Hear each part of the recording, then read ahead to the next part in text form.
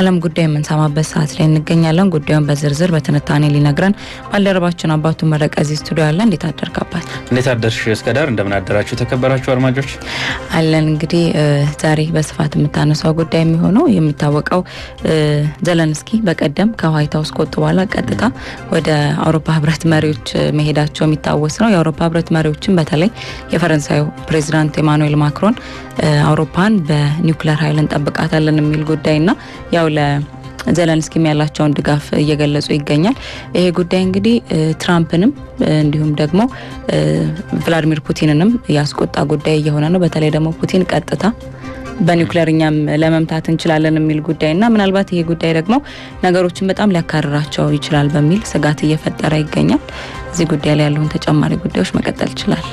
መልካም አመሰግናለሁ እስከዳር። ቀደም ብለሽ አንቺም እንዳነሳሽው እንግዲህ በአውሮፓና በሩሲያ መካከል ወትሮም የነበረው ውጥረት አሁን ላይ እየተጋጋለ መጥቷል። ለዚህ ደግሞ ምክንያቱ የአሜሪካው ፕሬዚዳንት ዶናልድ ትራምፕ ናቸው እየተባለ ይገኛልና የብራሰልስ እንደዚሁም የበርሊን የፓሪስና የለንደን ሰዎችም የዶናልድ ትራምፕ አስተዳደርን እየተቹ ይገኛሉ። በዚያው ልክ ደግሞ ከሩሲያ ጋር ጋፈጥ እንግዲህ የተለያዩ እንቅስቃሴዎችን ስለመጀመራቸው እየተነገረ ይገኛል እና ለዚህ መነሻ እንግዲህ የተባለው አንቺ እንዳነሳሽው የዩክሬኑ ፕሬዝዳንት ቮሎዲሚር ዘለንስኪ ከዋሽንግተኑ ከዚያ ጭቅጭቅ በኋላ ወደ ለንደን አቅንተው ከዚያም በኋላ ደግሞ ከአውሮፓ ህብረት አባል ሀገራት መሪዎች ጋር ውይይት ካደረጉ በኋላ የፈረንሳዩ ፕሬዝዳንት ኢማኑኤል ማክሮን ለዘመናት አጋር የሆነችን አሜሪካ አሁን ላይ እየከዳችን ትገኛለች እና ለዚህ ደግሞ የአውሮፓ ሀገር ከፍተኛ የሆነ ችግር ውስጥ እየገባ ስለሚገኝ ያንን ችግር ለመጋፈጥ እንግዲህ አንድነት ያስፈልጋል። እንደዚሁም ደግሞ ፈረንሳይ ያላትን የኒውክሌር ኃይል ተጠቅማ የአውሮፓ ህብረትን መጠበቅ አለባት የሚል ሐሳብ አንስታለችና ይህ ደግሞ በፓሪስና በሞስኮ ብቻም ሳይሆን በሰሜን አትላንቲክ ጦር ቃል ኪዳን ድርጅትና በሩሲያ መካከል ወትሮም የነበረውን ውጥረት ያጋጋለው ስለመምጣቱ እየተነገረ ይገኛል። ምክንያቱም የክሬምሊን አለቆችም ለፕሬዝዳንት ኢማኑኤል ማክሮን አስተዳደር የተለያዩ ምላሾችን እየሰጡ ይገኛሉ። የክሬምሊን ቃል አቀባይ ዲሚትሪ ፔስኮቭ የፈረንሳው ፕሬዝዳንት ኢማኑኤል ማክሮን እየተናገሩ ያሉት ነገሮችን ወደ አልሆነ አቅጣጫ የሚወስድና ምናልባትም በሩሲያና በአውሮፓ መካከል ሌላ ጦርነት የሚቀሰቅስ ነው ሲሉ ፔስኮቭ አስታውቀዋል። ከዚህ በተጨማሪም የሩሲያው የውጭ ጉዳይ ሚኒስትር ሰርጌይ ላቭሮቭም እንደዚሁ በትናንትናው ዕለት ሰፋ ያለ መግለጫ ሰጥተው ነበርና በመግለጫቸው ያነሱት ጉዳይ እንግዲህ የፈረንሳው ፕሬዝዳንት ኢማኑኤል ማክሮን ሩሲያ የምትባል ሀገር አሁን ላይ ለአውሮፓ ሀገራት ትልቅ የራስ ምታት ትልቅ ስጋት ሆናለች ሲሉ መናገራቸው አይዘነጋም።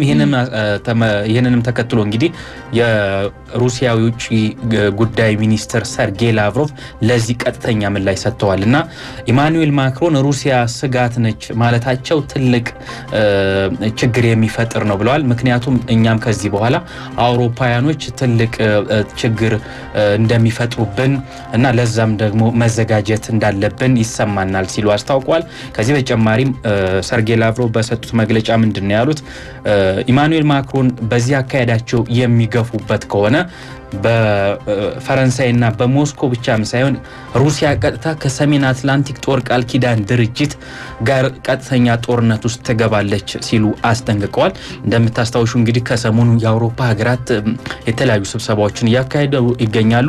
በመጀመሪያ የፈረንሳዩ ፕሬዝዳንት ኢማኑኤል ማክሮን የአውሮፓ መሪዎችን ወደ ፓሪስ ሰብስበው እንግዲህ የተለያዩ ውሳኔዎችን ሲወያዩባቸው እንደነበር አይዘነጋም። እንደዚሁም ውሳኔዎችን ማሳለፋቸውም የሚታወስ ነው። ከዚያ በኋላ ደግሞ የብሪታንያው ጠቅላይ ሚኒስትር ኬር ስታርመርም እንደዚሁ የዩክሬኑን ፕሬዝዳንት እንደዚሁም ደግሞ ወደ 13 የሚጠጉ የአውሮፓ ህብረት አባል ሀገራት መሪዎችን በመጋበዝ እንግዲህ ለዩክሬን የጋራ ደህንነት ያስፈልጋታልና የአውሮፓ ሀገራት ለዚህ ደግሞ በአንድነት በቅንጅት መስራት አለባት ሲሉ መናገራቸው አይዘነጋም።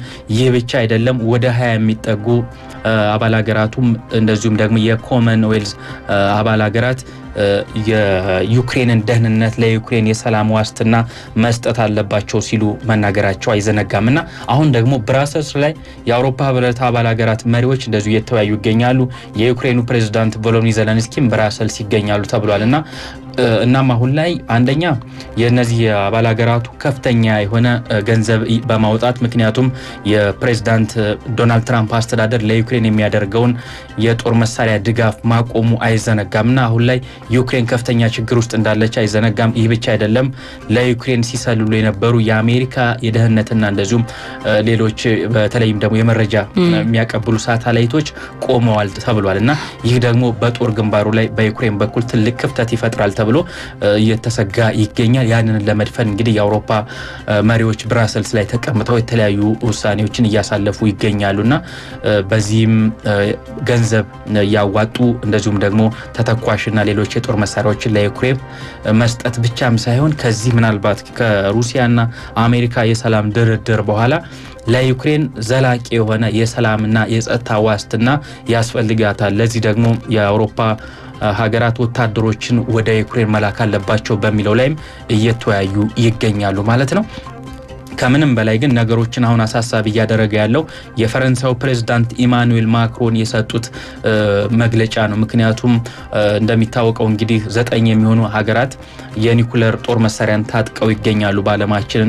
እነዚህም እንግዲህ ራሽያ፣ አሜሪካ፣ ቻይና፣ ፈረንሳይ፣ እንግሊዝ፣ ፓኪስታን፣ እንዲያ፣ ህንድ፣ እስራኤልና ሰሜን ኮሪያ መሆናቸው አይዘነጋምና ታዲያ ከነዚህ ከ9 ሀገራት ፈረንሳይ 4ኛ ላይ ትቀመጣለች እና 290 የሚጠጉ ዋርሄርስ ወይንም ደግሞ የኒኩለር ጦር መሳሪያ አረሮችን ታጥቃ ትገኛለች እና በእነዚህ የዓለማችን 4ኛ የኒኩለር ጦር ባለቤት የሆነችው ፈረንሳይ በእነዚህ ተተኳሽ ወይንም ደግሞ የኒኩለር አረሮች አውሮፓን ማዳን ትችላለች ወይ የሚለው የብዙዎች ጥያቄ ነውና ምክንያቱም ሩሲያ 5889 የኒኩለር አረር ባለቤት እንደሆነች ይታወቃልና በሁለተኛነት ደግሞ አሜሪካ ትቀመጣለች 5224 የኒኩለር አረር ተሸክማ ትገኛለች እና ያለ አሜሪካ ድጋፍ አውሮፓ ከሩሲያ ጥቃት ወይንም ደግሞ ከሩሲያ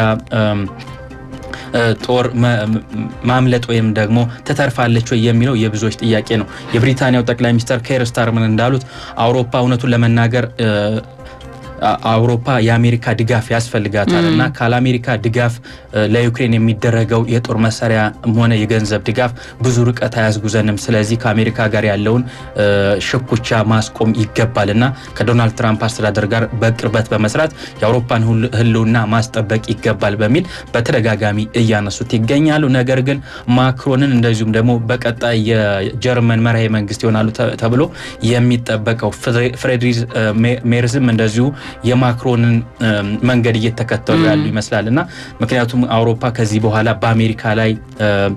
በአሜሪካ ላይ ብቻ እንደዚሁ ተገን ሆና ራሷን ማስጠበቅ አትችልም። ስለዚህ የተለያዩ ውሳኔዎችን መወሰን አለብን። እንደዚሁም ደግሞ ህብረቱ የራሱን የደህንነት ተቋም ልክ እንደ ኔቶ ሁሉ የራሱን ደህንነት የሚያስጠብቅበት ኃይል መፍጠር አለበት በሚል እያነሱ ይገኛሉ ማለት ነው። ይህን ተከትሎ እንግዲህ በክሬምሊን በኩል የተለያዩ ሀሳቦች እየተሰጡ ይገኛሉ።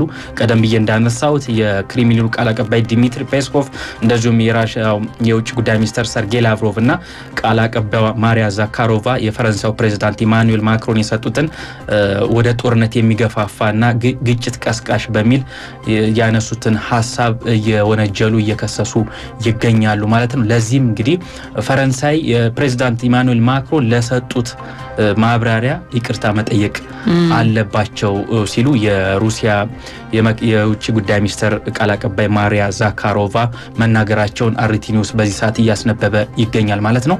እንግዲህ አውሮፓን በፈረንሳይ የኒኩለር ኃይል ብቻ መጠበቅ ይቻላል የሚለው የብዙዎች ጥያቄ ነው።